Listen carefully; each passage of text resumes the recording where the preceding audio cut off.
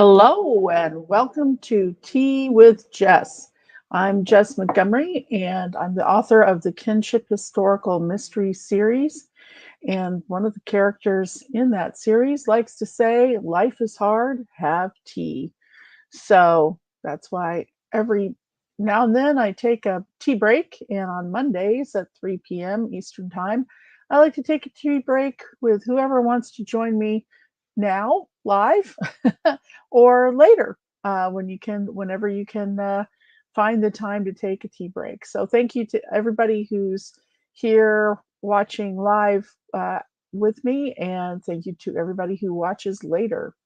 So this is March 28th, 2022. And tomorrow, therefore, is March 29th, 2022, which is a big day for me because it is the publication day for the fourth book. I can't even believe I'm saying that in my series, the Kinship Historical Mystery Series.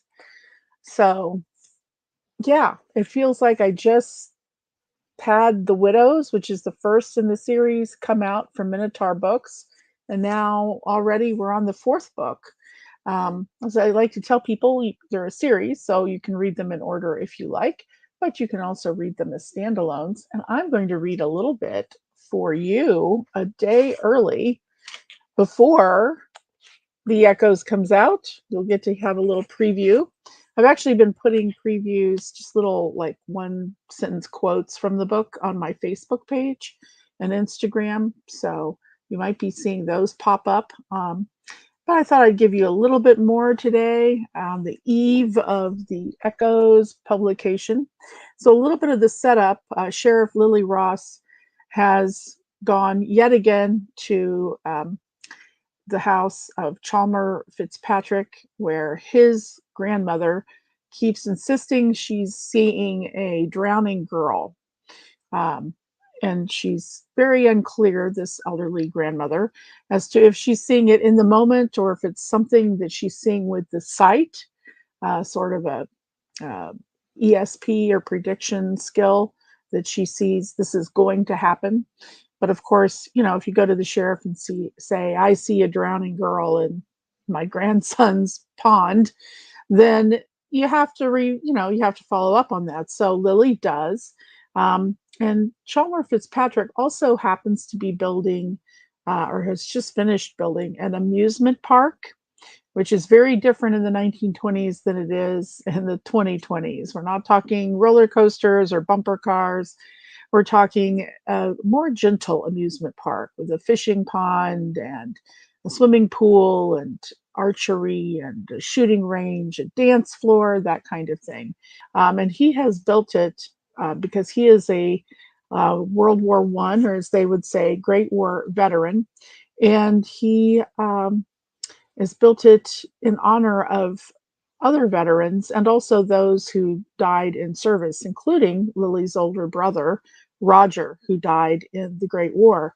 And up until this point in the series, all we really know about Roger is that he was Lily's beloved older brother and he died in the Great War. And she's very sad about that. He had been engaged to her best friend, Hildy. But we don't know a lot about what happened to him in France or his personality. And so I thought, hey, this is set in 28. It's 10 years after the Great War. So let's explore that. So, what are the echoes going forward in time from her brother Roger having served in the Great War and died in the Great War? But what are the echoes rippling still in their present, which is 1928? So Lily has arrived back at Chalmers' house with his grandmother, and we'll take it from there. As they finish the climb up a gentle slope and come around a bend, the Fitzpatrick house comes into full view, a grand two-story wrapped in clapboard, freshly painted white, with a wraparound porch. Bright red geraniums grace neat beds around the porch. A gray blue porch swing, just like the one at Lily's house and many other houses, made by a local craftsman, hangs stiffly from the porch roof. It should be, Lily reflects, an inviting tableau, but she eyes her Model T parked just a few yards behind her on the main gravel drive up to the house and suddenly longs to get away. Out here in the clearing around the house, the heat is more intense than in the woods. Sweat trickles down Lily's neck under her dress's collar.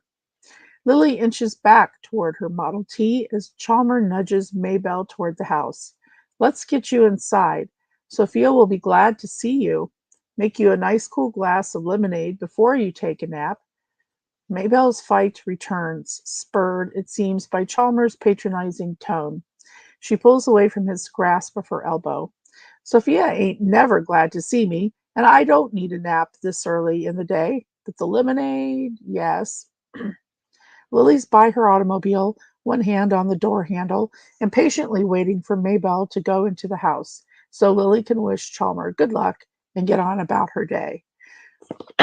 Excuse me. But Maybelle turns, her gaze twisting back to Lily. Dark foreboding in the elderly woman's eyes makes Lily want to look away, but she dare not. Mayhap I was seeing what's yet to be, Maybelle hollers, punctuating that last word, be, so hard that it seems to take shape and strike Lily. But a fancy modern woman like you, reckon you don't believe in the sight, do you? Here in the now bright, hot July morning, goosebumps run over Lily's arms. Mama, Chalmers starts, don't. Lily gives him an admonishing look, and he snaps his mouth shut. She lets go of her automobile's door handle and comes a little closer to Maybelle, offering a reassuring smile. I believe there is more to this world than we can ever know. Maybelle's gaze softens a bit. Tragedy is a-comin'. Tragedy is always a-comin', sooner or later, Lily thinks. Loss and pain, even on a glorious bright blue summer morning, sun beaming down on woods and cattle pasture and fishing ponds, is always tucked away, waiting just out of sight. And so Lily can, with great sincerity, reply to Maybelle. I know it is, and when it does, I'll do my best to, if not stop it, then help afterward.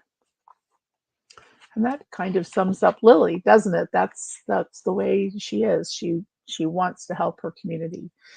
So thank you for listening to my reading um, of a portion of The Echoes, which, like I said, is out tomorrow.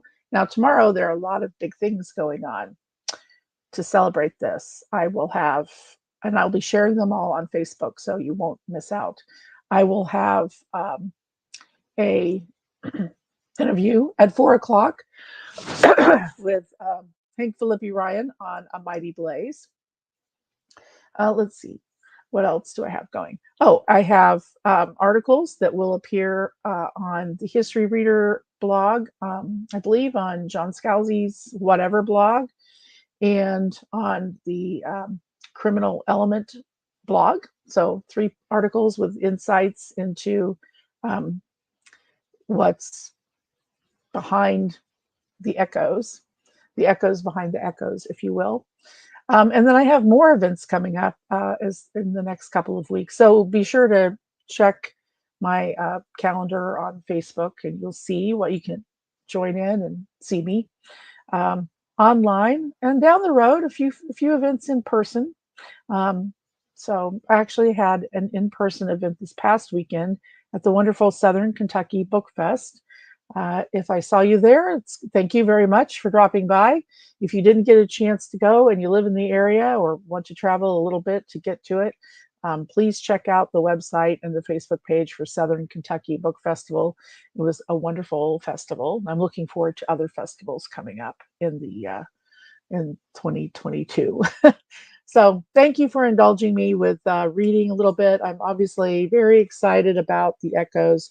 You can order it from local bookstores, all the online retailers. Ask your library to put you on the wait list for it, and if they don't have it, ask them to get it so that you can check it out and read it. And by the way, you have 12 hours left. 12 hours only left to enter the Goodreads giveaway. So go to goodreads.com and go to the browse giveaways. And if you look under ending soon and then put in the filter that you just want to see what's ending soon for mysteries, mine will be the second one that pops up. Or just go to the Jess Montgomery page on Goodreads and you'll find a link to the giveaway. Or check my Facebook page and you'll find a link to the giveaway. So anyway, there are 12 hours left for you to enter the Goodreads giveaway. And certainly feel free to um, find the book elsewhere because I'd love to hear what you think about it. So thank you so much. Take care of yourselves and each other.